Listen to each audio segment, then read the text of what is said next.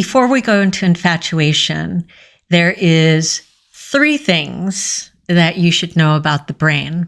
And of course, if there is anybody watching who has any kind of neuro background or training, you may want to close your ears because I'm going to be super simplistic, super generalizing in talking about the brain.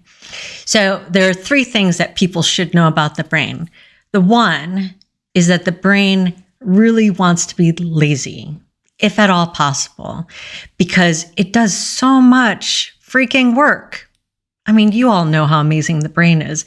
It does so much work and is having to deal with so many novel things on a regular basis and trying to figure out what to do with that, not only on the outside, but also on the inside of your body, right?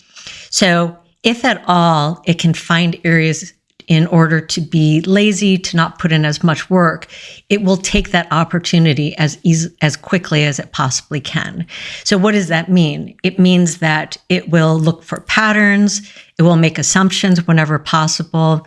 It will try to make things, whatever it is, that experience or that person, fit into one of the categories or schemas that it's already created so that it doesn't have to deal with like a brand new concept. So if you think about when you're a little kid and you learn about dogs, the schema that you've created for a dog is fur, 4 legs, walks on 4 legs, and is shorter than the adults that you sort of see out in the world.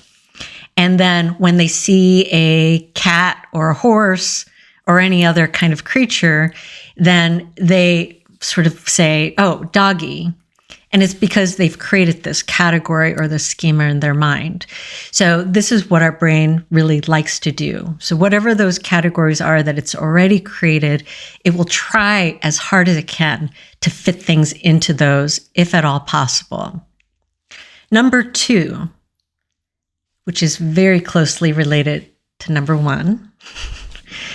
Number 2 is that our brain is very drawn towards the positive and wary of danger or the negative. So what that means is that it really likes the positive, the desirable things, the things that sort of incite positive emotions from you, positive thoughts from you.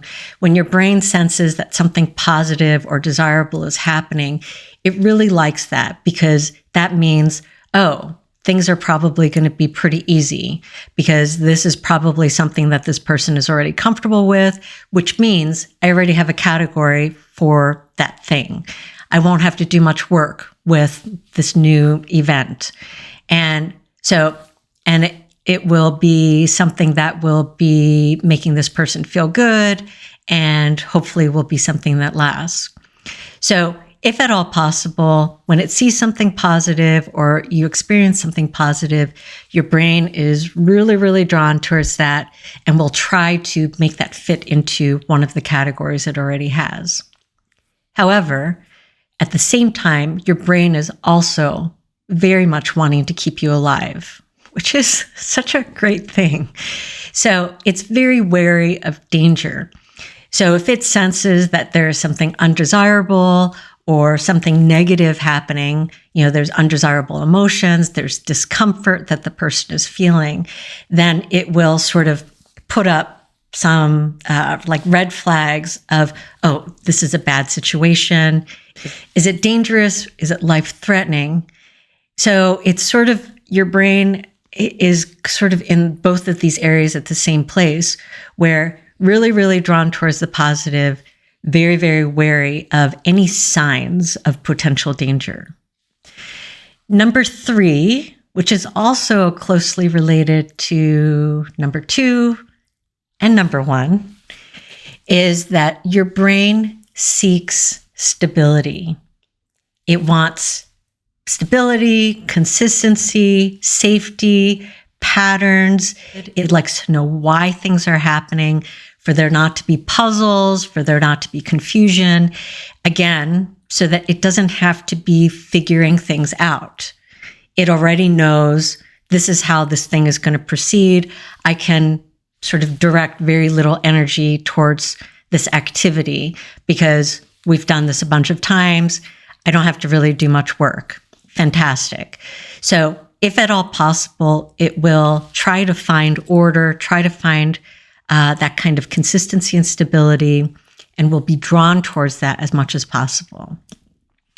And whether we're interacting here on YouTube, over in Instagram land, or right here in my office, as usual, I am really, really looking forward to creating something with you that brings clarity, connection, and hope.